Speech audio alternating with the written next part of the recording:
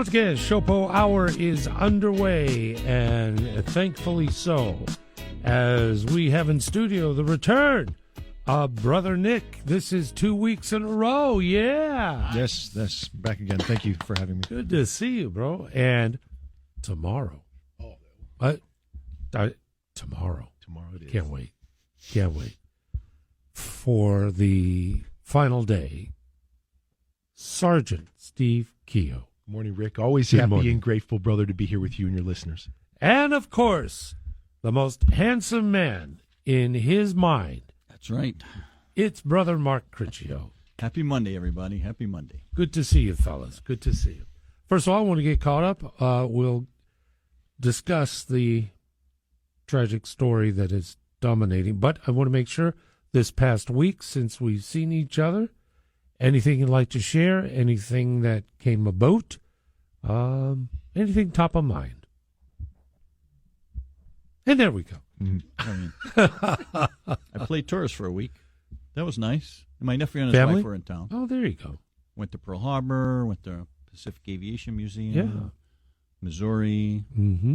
hiked Cocoa Head. I went Ooh. up Makapuu, went to the tide pool. It was nice to be a tourist, and I think everybody should do it once in a while. We forget where we live, you know. How much in surcharges, fees, and additional cost levied upon you as a tourist, Mark? Okay, so I didn't go to Diamond Head, so they got nailed for that one. I know they did. And then, but Pearl Harbor was free. You know, we went on the standby line, and actually, you could buy the tickets. You have to buy the tickets the day before, right? Mm-hmm. Not buy them, but it's national. Yeah. Tap your mic again. Sorry. Missouri. Tap. Sorry. Okay. Thanks. Missouri, different story, right? Yep. That's I think it's all volunteer and stuff like that. So that wasn't too bad. And then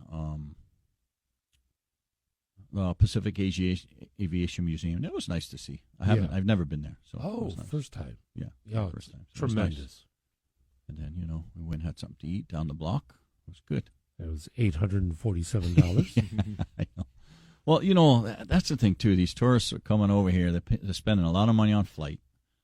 And then, they stayed at my house, so it wasn't too bad. But if they stay at a hotel, man, forget about it. And they want to nail tourists again, another $25 per stay or something. They're going to go elsewhere. There's a lot of places in this world people could go. They don't need to come to Hawaii. There's a lot of nice places out there and a lot more affordable. So these politicians better get their act together. They're going to be losing tourists. Only took 2 minutes before calling out politicians and people in the big square just building. All around. There we go. All comes around to them, you know. That's it. They can make this place a lot better. They really can. Okay, so this place could be like Singapore. Singapore is awesome. Mm-hmm. No crime. It's a small area like us. Yeah. Very clean. The laws are strict. Mm-hmm. And people know it. This place easily could be like Singapore and a great place to live. Instead, what do we got? And it's all from our elected leaders. It's all from them. Yeah. They could straighten this place out easily. There we go. Our family's still in town? They Oh, no, they return? left already. Only a week. Yeah. But they'll be back. Yeah. They'll be back. Nice to hear. Glad they had a good time. Yeah. Brother Steve, that's a hard act to follow. I'll say this, being that I'm in Waikiki quite a bit, I live down there. I don't think we have as many people visiting right now. I don't know the tourist numbers. Mm-hmm. I'm not going to pretend to be all up on those stats, but I just don't think we have the same amount of people walking around. We sure don't have the same number of Japanese visitors. Mm-hmm. So when Mark was talking, I was like, man, if we're gonna hit people with fees and surcharges and stuff, we need to be real careful that we have a balance here, because if people already are not coming because maybe mortgage rates were adjustable, inflation, the dollar now is 85 cents instead of $1. I mean, people might not be coming here anyway. And I think we just need to be real careful with that. And how are we going to, I understand we need to bring in revenue, but I was listening on the way in, not to go down a rabbit hole, but gaming is not going to happen here. I mean, there are other ways to generate revenue that maybe don't have to be on tourist backs. As for me this week, I just had work responsibilities, some union responsibilities, Rick, and just looking forward to I'm sure robust discussion on whatever topics you want to bring up for us today. Absolutely. Thanks so very much for that. Brother Nick, how about yourself? Oh, just working. That's about it. Yeah. Yeah, that's all I really do. I feel you. Yep, 7 days a week and relentless to do so. The counterbalance, of course, serving all of our friends but you're with obviously a member of SHOPO and handling city, county, Honolulu, and union business-wise, calendar-wise, any events or anything that we should know about, perhaps for our officers that's coming up? We do have a golf tournament here on Oahu coming up in May. Okay. We've already put out advertisements for it, but for those of you who have received it or haven't gotten it yet, just reach out to your union officials for more information on that. That's an annual golf tournament that one of our former members, who's a retiree now, puts on annually every year. He did it while he was in the department. We have it out at Coral Creek, and it's a very big event. We usually fill it up very quickly. I would imagine, yeah. And our members go out and have a great time, and then there's dinner and a little small award ceremony afterwards for whoever wins whatever. So that's going to be happening in May. In May. And by the way, just a Coral Creek, they've done some pretty impressive upgrades. So by the time the tournament hits, your field's going to have a great time. Yes. Yeah. They always do every time. Yeah. There we have it. All right, boys, thank you so much for that. I shared the story, tragic story in Manoa, the news coverage. And I covered down the road the Xerox shootings, and it was such a sobering moment. This hits so close because it's a family, and allegedly the father perpetrated hellacious, violent crime against his family, wife, 3 children. And when the story first emerged, I said I gasped. I went, what? No. But that's not the reality. And we've been following the news coverage. That's only one aspect. What I'd like to do is turn it over to you, gentlemen, to share any information. I know the investigation is on. There might be things that are privy, but to help us understand from the perspective of an HPD officer of what transpired and what happens next. And whoever would like to jump in first, Brother Nick? So I actually used to work in the Manoa area as a patrol officer. In fact, that beat, which I believe is 751, I worked it at night for a while, and then I worked it during the daytime as well. It's an outstanding neighborhood. It's a great place to live. Very little problems up there. Typically, if anything, we were responding to house alarm calls or property crimes, miscellaneous parking complaints, things like that. So to hear of something happening such as this is unfortunately not uncommon nationwide. It's uncommon here in Honolulu.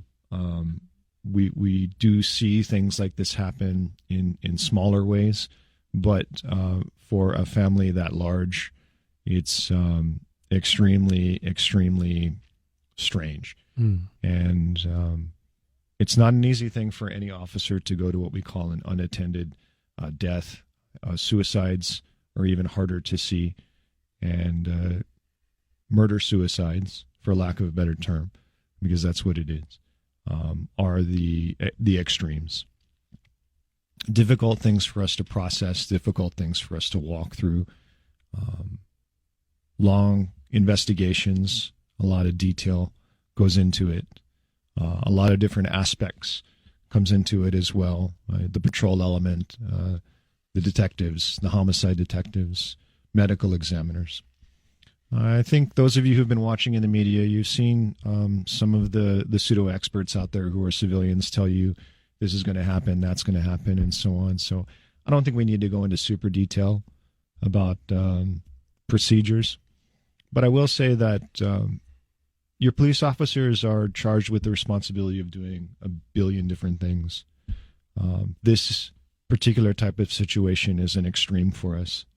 If you're lucky in your career, you'll never see anything like it whatsoever. If you're unlucky enough to be one of the officers that has to deal with that situation, it's going to stay with you for the rest of your life. I worked with some of the officers that responded to that scene. I can tell you they're excellent, top-notch people. I'm very proud of them for having to be there, and I'm sure that the work they did was very, very good. And if any of you are listening, I just wanted to say shout out to you. That's probably one of the most difficult things, if not the most difficult thing you're going to ever have to deal with in your career. And I really respect and appreciate you guys for being there and for working through that. I also saw that Chief Logan showed up as a person to give support to the officers who were there, and I want to give him credit for doing that. Typically, you don't see the Chief of Police showing up at a scene just to show face and to check on the status and the welfare of the officers who are responding. So good on him for doing that. It's going to be, I think, a long time before we get answers to this. And in fact, we may not even get answers at all. Suicides are often open-ended questions, and it's really easy for people to look in retrospect and see indicators and signs. But leading up to it, it's a different story. And mental health issues, regardless of whether or not you live in a great neighborhood like Manoa or you live out in the street and you're homeless, it's difficult for anyone, anywhere, to work through, process, or heal from. So to the family of the victims of that, I just want to say, our thoughts are with you, and I really wish the best in getting through this. Thank you, Brother Nick. Brother Steve. This was a successful man by all accounts, right? He was a professional. He had a good income. He was well educated. He was a father. He was a husband. And we're never going to know exactly what happened in that home, but clearly this man mentally had some form of horrendous breakdown, and he made a decision to take the life of his wife, his 3 kids, and himself. Like you, when I heard this story, I didn't know if I heard what I heard. Mm-hmm. And as I looked into it even more, just the violent and the gruesome nature of what was happening, a knife was used to, and again, like, that is really just next level out there. Okay. Clearly, the people that live in that community, you think you know your neighbors, right? You think you have it figured out. And then this happens. We've talked a lot about how police do their job and how they do it effectively, and how officers continue to do the job even though they see bad things. And I've shared with you on several occasions that each officer, to be successful in this job with the traumatic events they experience and they go to, need to find a way to decompress. They need to find a way to safely and in a healthy way decompress. Nick, Mark, myself, all the first responders listening to me right now, we see images and things, and I would say that those in the medical profession, trauma, ER people, you see things, and they're with you. They really are. And I mourn for that family. I mourn for the relatives of the people that are directly affected. That family is gone. They're not coming back. And the immediate family to all those people are going to be grieving for a long time.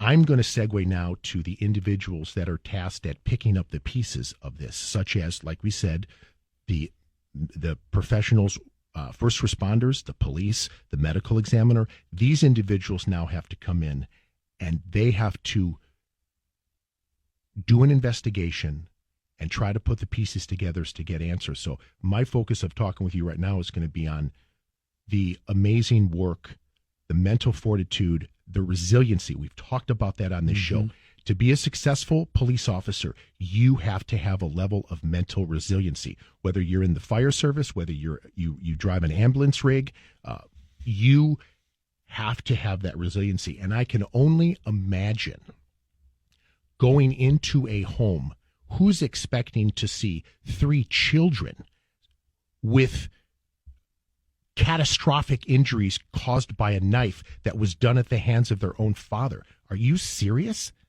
Like, for real, and you have men and women that wear the uniform that are walking into that, and that's their job for the day, and then somehow they're supposed to go home and be normal. I'm going to use your term, let's set the table here. And you have individuals in this community that want to bash the police, defund the police, create things that make our job harder. Do you think we need a harder job? The patrol officers in District 7 Day Watch walked into a home where a father killed his wife and 3 kids with a knife and himself. There's probably blood everywhere, something out of a horrible movie. And you want to give the cops a hard time. Just let that resonate for a second, Rick. I also want to commend Chief Joe for the communication. I thought the communication was solid.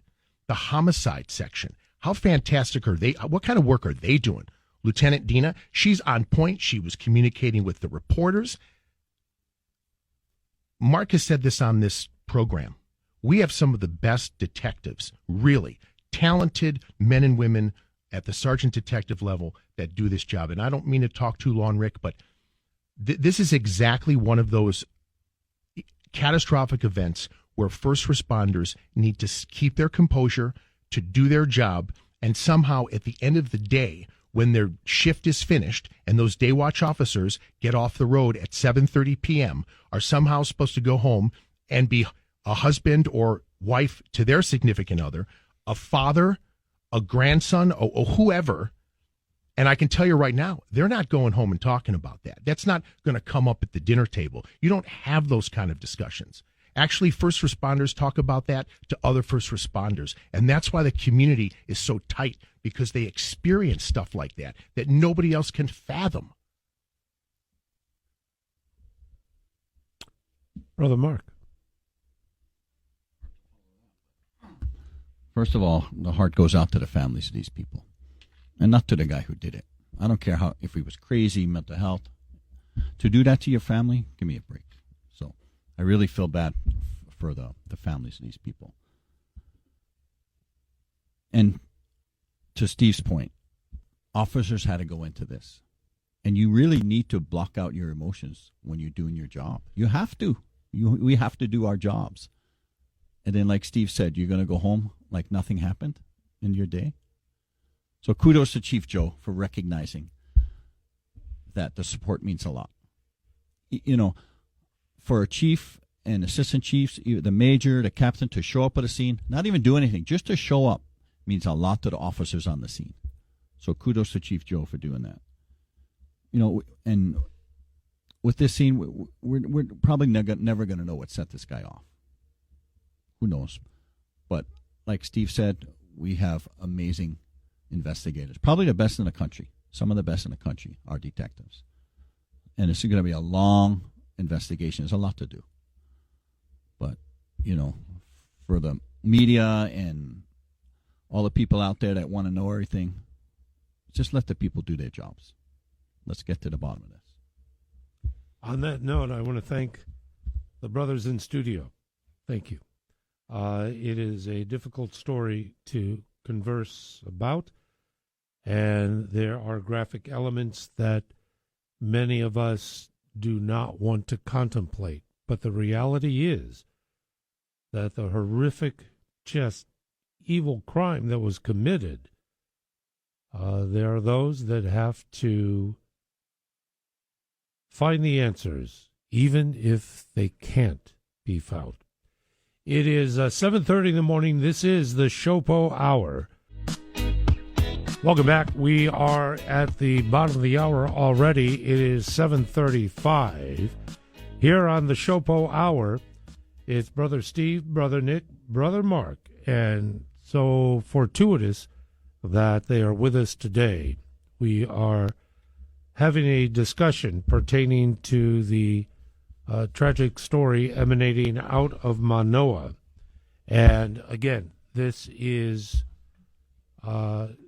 just a discussion with gentlemen who have the perspective of the reality of law enforcement. And that's why I thank you for having this discussion, so we can allay any speculation perhaps in other media or the folks who are dialed in. And there's one aspect I'd like to query about, and that is, I understand that there was an initial call to this property, that there were not one but two calls. The first call that was staged earlier, I was hoping you could give us just some insight as to what may have transpired, or at least procedurally, what the role of HPD is on calls that are received. Brother Nick, would you like to start? So I'm not familiar with what transpired exactly yesterday on the first call. However, I can tell you that when it comes to 911 calls or calls for disturbance or even calls for service, when a dispatcher receives the call from the caller and they route it out to the patrol officer to do checks on or an investigation, it's not uncommon for us to get leads from callers who don't want to meet with us, who don't want to provide their personal contact information or a callback number. They simply want to inform us of a situation and have us go and look at it. And those situations can vary everything from there's a dog barking incessantly down the street, can you make it stop, to we just heard a car crash, or worse, we think that there is some type of altercation or disturbance going on in this residence or this house. It helps us substantially if someone is willing to actually meet us and give us more details other than, can you go check on this? If we don't have much to go on, we always do the best that we possibly can with what we have, but often we get generalizations such as it's 3 or 4 houses down the corner, or when it comes to cellular phone calls, particularly what we call drop 911 calls, we get a geotag that gives us a rough location and not an exact location. So officers often don't have a whole lot to work with. When you don't have a whole lot to work with, it's hard to make things work. So in circumstances like that, we do perform area checks. We do try and find any other additional witnesses. But often if we've got nothing to go on, particularly if you say it's coming from this building in this location, and the building has multiple units, or it's an apartment complex, we can't make entry because it's secured, or when we get there, we poke around as much as we can, but there's absolutely no sign of disturbance, forced entry, disturbance within the building, no noises coming from it, or so on. It gets really difficult for us to have enough probable cause to push our investigation to the point where now we're going through windows or invading people's privacy. So there may have been a first call. I've been told that there has been. I don't know many details about yesterday beyond that, but officers don't always have as much power as you may think to just go carte blanche into that kind of situation and turn a house or an apartment or a neighborhood upside down looking for answers. It always helps us when a caller is actually willing to physically meet with an officer and actually point things out and get us in the right direction. Thank you for that, brother. Brother Steve. So let's give a little context here. Okay, so you're a patrol officer. Dispatch raises you 7. What was the beat they were on? I believe it's 751. Okay, so Central's going to say Central to 751 standing by, ma'am. Blah blah blah. It's going to come out to the computer. We use 10 codes. 10-1, 10-2, 10-3, 10-4, 10-10. For example, 10-10 means ambulance. 10-1 means head back to the station. 10-3 means that someone is willing to meet you about what is getting called in. 10-3 with so-and-so at this location. 10-3 here. I, like Nick, heard that patrol officers may have been called to that residence or in the nearby vicinity, okay, and that there was some police came earlier, okay, before what was discovered. Clearly, if police showed up, they made a decision that there was not enough information or intelligence to make entry into that home, right? Constitutional rights. The police just can't show up at your door and because they have a hunch, go in through the front. Okay? Right. I'll say it. If people heard noises coming from the house and then the noises stopped, maybe that horrendous act had already happened and it was done. And if we show up as first responders and nobody meets with us and we're not given a clear and concise that there's an exigent circumstance that we would need to go into this residence, we're not going to do that. So the officers at the scene made a judgment call. They showed up, we responded, and they made a decision that, you know what, we don't have enough to go on to make entry into this home. We don't have enough. Now, I wasn't there, and I don't know what came up the next time that allowed them to make entry into the house. But the first time, they didn't have enough to go on. And to Nick's point, we have to operate under the color of law. There's certain things we have to go by. And constitutionally, a person's home is their place. Mm-hmm. That's one of the highest levels of protection, which is why we need to get search warrants and a lot of other things, Rick. So I just want to nip it in the bud before this, any whispering about, well, HPD was there earlier. Inferring what? Inferring that if HPD had gotten there sooner, that this horrific act wouldn't have happened? Shut your face. Shut your face. Knock it off. Don't go down that road. Shut your face. Cops went there. We responded. They made an assessment. There wasn't enough to go into the house. They obviously didn't 10-3 with anybody because it wasn't like the neighbor said, hey, we heard this, that, and the other thing, and blah, blah, blah. So they went back, the follow-up, and then they were able to make entry. So I'm just passionate about that, Rick, because I don't want this in a couple of days to now all of a sudden it's, well, if HPD would have gotten there sooner, stop it, shut your face. Mm-hmm. Yeah. Brother Mark. Yeah, as Nick and Steve just said, a high percentage of calls, we don't have people meeting with us. We really have nothing to go on but what the dispatcher says. So they're basically officers are going in blind. They're just, when we do meet with somebody, it gives us a clearer direction of where we're going to take this investigation. All right. So I guess in this case, again, I don't know, Nick, none of us know what happened with this first call, but they go to the house, they don't hear anything. Like Steve said, we don't have the right to go into that house. Now, if we're at the house and we hear screaming and help, of course we could break in. We could go in. But there's constitutional rights, and we just can't go bursting into doors, So I'm just curious, the difference between the first call, non-entry, second call, entry. How does that play out or procedurally? Because in the second call, officers gained entry into the home to discover what was the facilitation of that. Again, without going into specifics, because I just want to disclaim ourselves here, we don't know. Okay. All right. So we're talking very theoretical here. The three of us gotcha. are. But with that said, a thought might have been, and I've seen this scenario before, you have an initial call of a domestic disturbance in a general area coming from a general location. Officers show up. They hear no signs of it whatsoever. Okay. A second call may have been, okay, you know what, now we're getting somebody saying that it's actually coming from this apartment in this building at this address. Okay, so officers go for a second time, and now that they've got more information to hone in on, right, they actually physically go to that apartment and they can hear the domestic disturbance actually happening in the apartment. Now you actually can take better action. All right, it doesn't mean that the officers didn't do their job the first time. It just means that the amount of intelligence that they got to do their job from the public calling in wasn't specific enough for them to hone in on exactly where that problem is. And I'd like to say one other thing as well. There are a measure, and I hate to say this, but it's true. There are a measure of 911 calls that come in that are prank calls. And there are people that call 911 and report things that aren't happening because they want to fool around with officers or they've got some kind of agenda.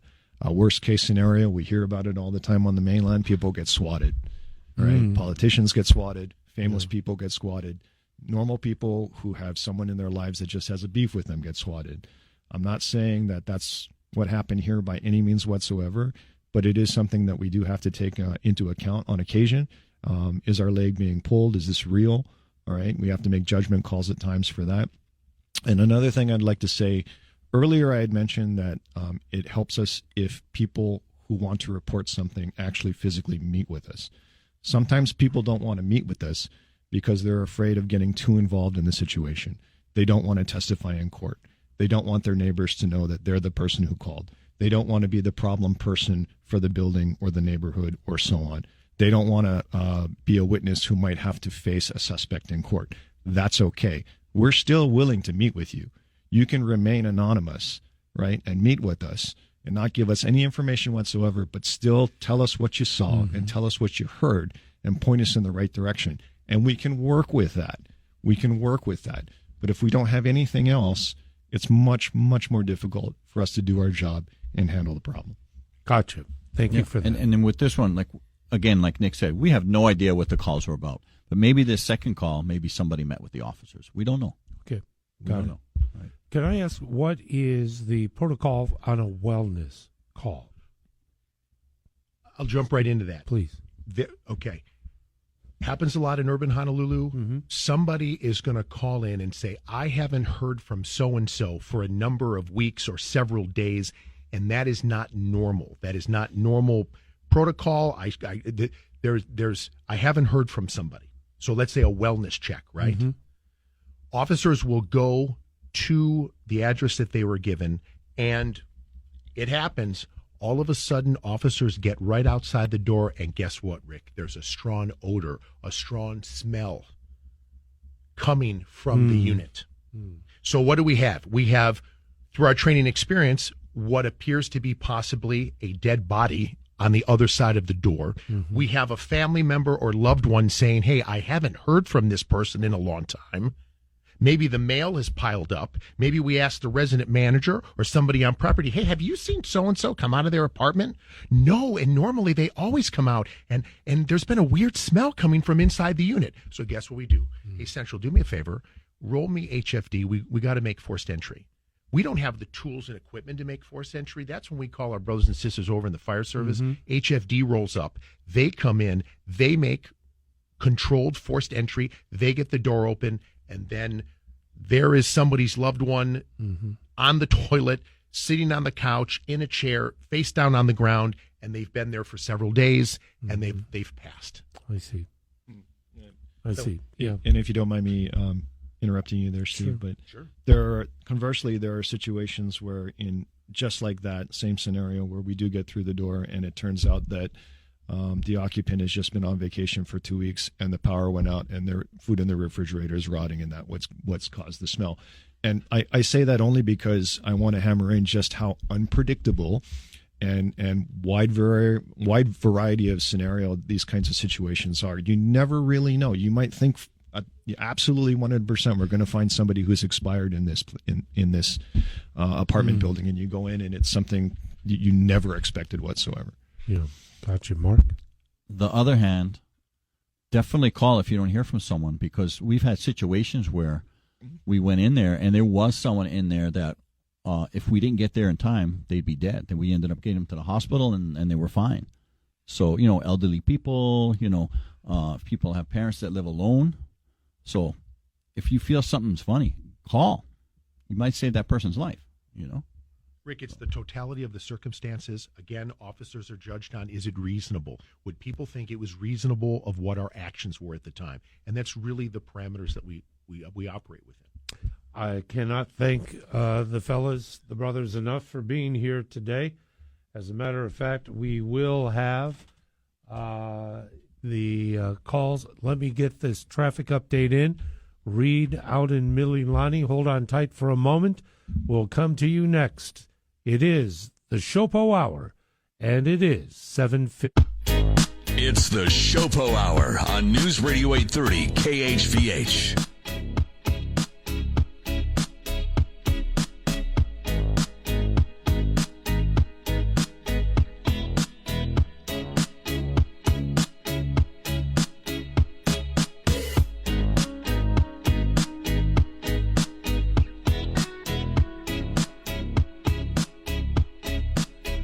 All right, we are back. The SHOPO hour at 7:53.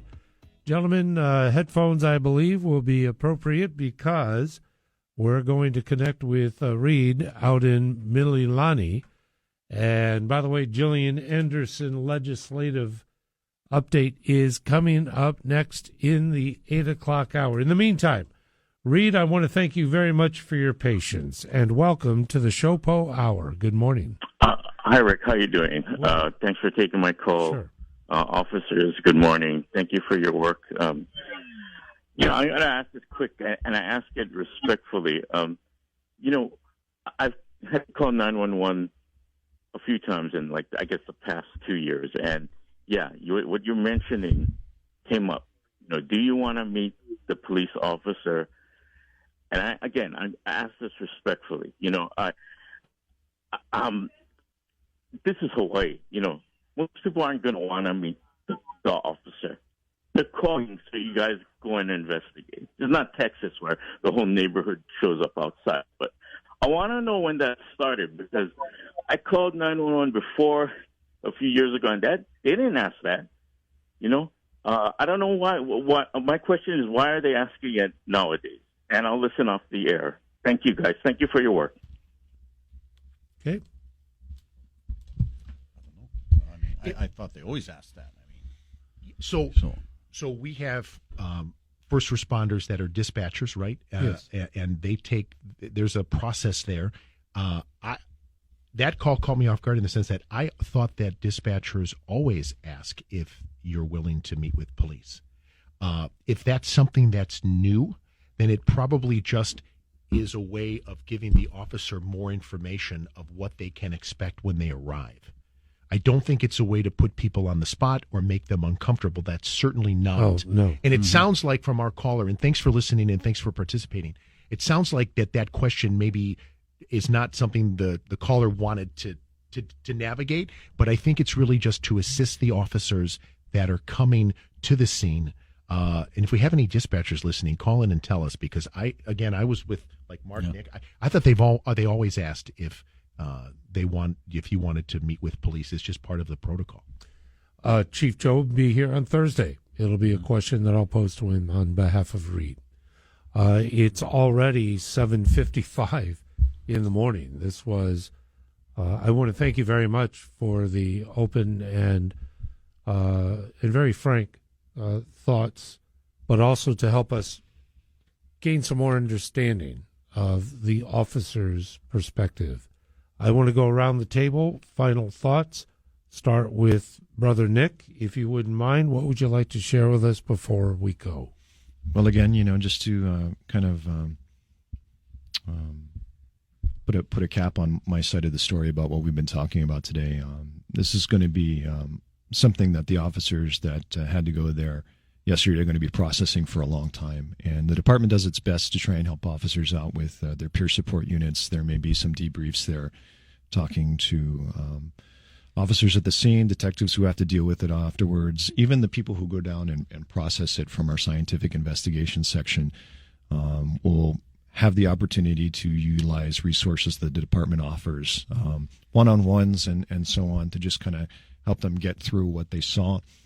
And so I encourage anybody who went there to participate in the peer support debriefs or utilize any other resources that the department offers you. Thank you very much, Brother Nick. Brother Steve. Life is fragile. Life is precious. We never know when our last day here is going to happen. Make sure you take the time to tell people that are important to you that you love them. Make time to give your kids and your loved ones that hug, because we really never know what's in store for us as individuals. An hour from now, 24 hours from now, you just don't know. And it really puts things in perspective as to what's important in life. Yeah. I guarantee you, when everyone saw that story, they didn't think about the fact that the cell phone bill was due or any other bills coming up. Everybody, the humanity is what kicked in. And I think it's important that we remember, it reminds us to keep our humanity. Amen. Yeah. Amen. Brother Mark. So one of the things about this show is to give you a little bit of insight of what these officers go through. So today we discuss, right, the scene that they have to go to in Manoa, right? So and they have to respond to that, and that's going to be with them for the rest of their lives, right? We're all human. It's going to affect us, right? So the next time some people out there like to criticize the police, I want them to think about this, what they respond to and what goes through their heads. Understand and appreciate that. Thank you very much. Gentlemen, I'm going to leave with just one quick thing. In the next hour, Jillian and I are going to go through bills that survived crossover. One of those bills, HB 1601. This is, again, a situation where domestic violence calls were apparently part of this scenario. The disempowerment of police officers responding to not arrest but simply issue a citation is one of the most ridiculous things I've ever encountered policy-wise. And I caution everybody, pay attention to the big square building, because those laws are going to affect you whether you like it or not. And on that note, gentlemen, I can't thank you enough. And Brother Nick, Brother Steve, and Brother Mark, and I will see you tomorrow morning at 10:30. Appreciate you, Rick. Sounds good. All right, gentlemen. Thanks, brothers. Okay, take care. Thank you. And thank you for joining us for the SHOPO Hour. As mentioned, Jillian Anderson will be joining us next. We'll cover ground in the big square building. In the meantime, though, stand by. It is soon to be 8 o'clock.